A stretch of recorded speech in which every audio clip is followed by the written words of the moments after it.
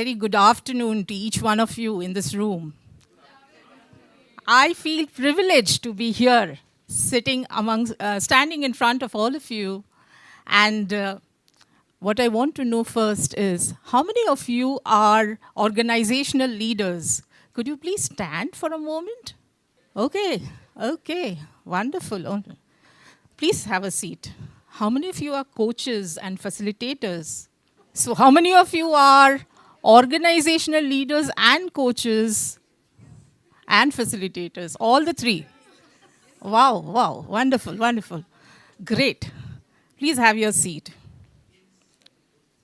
So when I look around, I don't just see leaders, I see coaches, facilitators, people who hold space for other people's turning points. Am I right? You are invited into rooms where something isn't working. Maybe a conversation has stalled, or a leader is stuck, or a team is not going well. You work at the fault lines of organizations, where careers turn, culture is shaped, and above all, silence has become expensive. So, could you please tell me, what do you want from me? Would you like a story from me, an experience? I would like to do something different today. Maybe I don't give you a framework because you already have so many frameworks. Maybe I just want to give you an experience and allow you to just sit back and listen. So in my experience, I have gathered that organizations don't break due to strategy.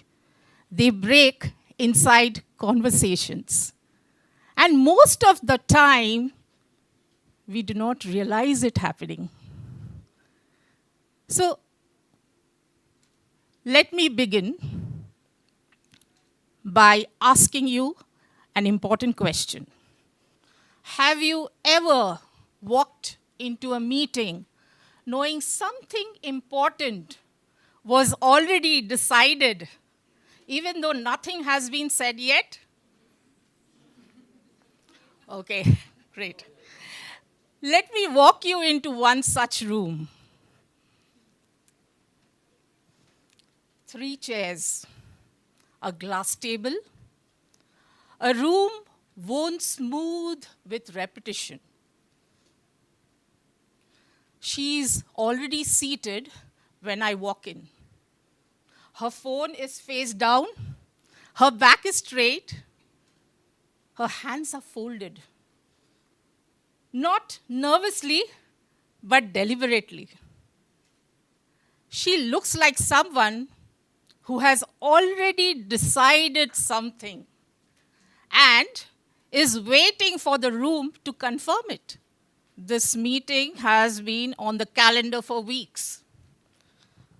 Performance, alignment, future direction, all the polite words we use when something important is already slipping. I sit down, smile, and I ask the safest opening question leaders know. You must have asked this question too, haven't you? So, how are things going? She nods. Good. One word, carefully chosen. And something in the room goes quiet. What follows was 42 minutes of agreement. Every suggestion I gave, she agreed. Every concern I raised, she accepted. Every direction I offered, she wrote it down. The language was flawless, professional, respectful, impeccable. And I left that meeting thinking, this went well. Because nothing went wrong. No pushback, no tension, no discomfort. How many of you have walked out of a meeting like that feeling relieved? What I didn't notice then was what never entered the room. Not once did she say, I disagree, I am unsure, I feel worried, I am concerned, I see this differently. Not because she had nothing to say, but because she knew exactly what kind of language survived in that room and what kind of language didn't. She wasn't speaking to be accepted. She wasn't speaking to be understood. She was speaking to remain acceptable. I beg your pardon. And I, calm, composed, mistook silence for alignment because I was well-meaning. Here's what I did not understand, I could not see at that time. Every time I spoke, her nervous system was listening first.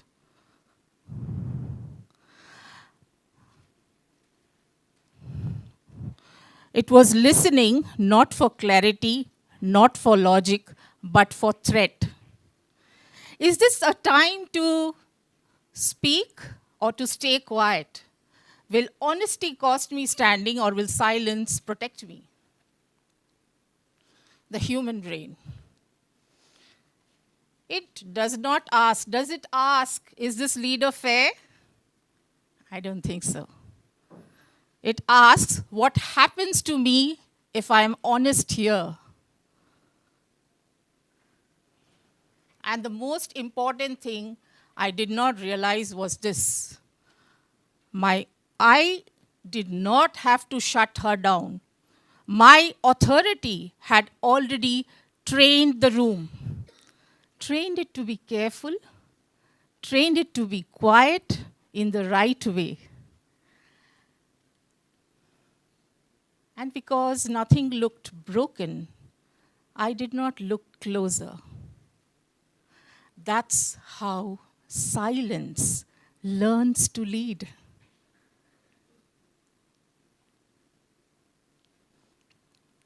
Three months later, she resigned. No confrontation, no explanation, no escalation. Just a brief email. Thank you for the opportunities. That was the rupture. Not the resignation, but the realization that the meeting I was proud of, the one that I thought went well, was the moment I lost her. Not because of what I said, but because of what my presence made possible or impossible.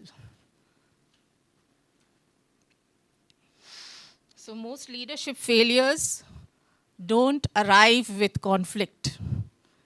They arrive quietly, with nods, with notes, with smiles.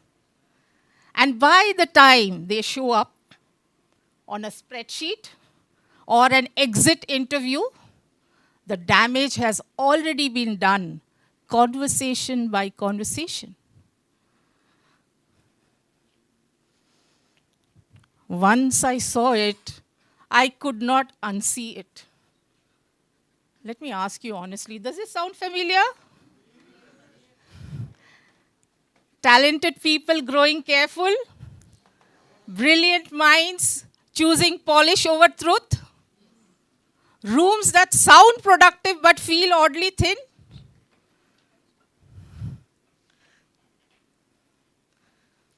Organizations don't lose people because leaders are cruel Organizations lose people because leaders are unaware. Unaware that authority bends the room. Unaware that safety happens not by intention, but by perception. Unaware that every conversation teaches people what is allowed the next time. So the question for me changed. I did not ask, what should I say? In its place, I asked, what experience am I creating in the room before anyone speaks? Because leadership is not about what you say. It is about what your presence makes possible or impossible. Now, I discovered something later, not in theory, but in memory. And that was every conversation that had changed something, every one where trust deepened, every one where truth surfaced without being forced, felt the same. The language did not push, it invited. People did not speak better. They breathed differently. Shoulders dropped. Voices slowed. Sentences stopped sounding rehearsed. The room softened.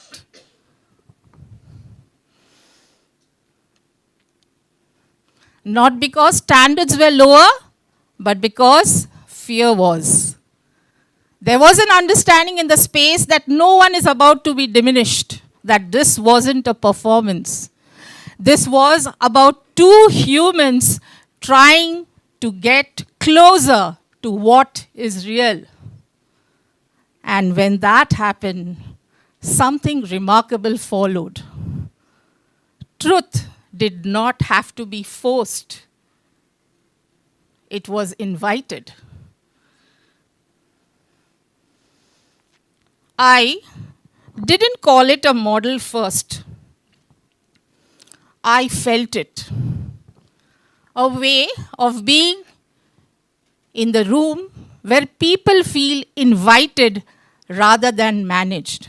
So it was a way of speaking where people feel invited rather than managed.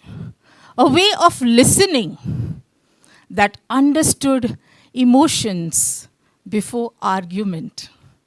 And a quiet recognition that despite hierarchy, role, or power, we are all on the same side of being human. LPS, language, psychology, spiritual connection. Not a technique, but a stance. A way of being in the room which asked one question silently. Is it safe to be real here? And when the answer is no, people don't leave, they stay. But they withdraw a little. They stop offering the idea that feels unfinished. I'll just finish, sir. Just give me 2-3 minutes. They stop offering the idea that feels unfinished. They protect themselves. These are invisible exits, and globally they cost organizations hundreds of billions of dollars every year. Not because people are disengaged, but because identity threats shut down people much faster than any performance issue. healthy organizations are built not by avoiding hard conversations. They are built by learning how to stay human inside them.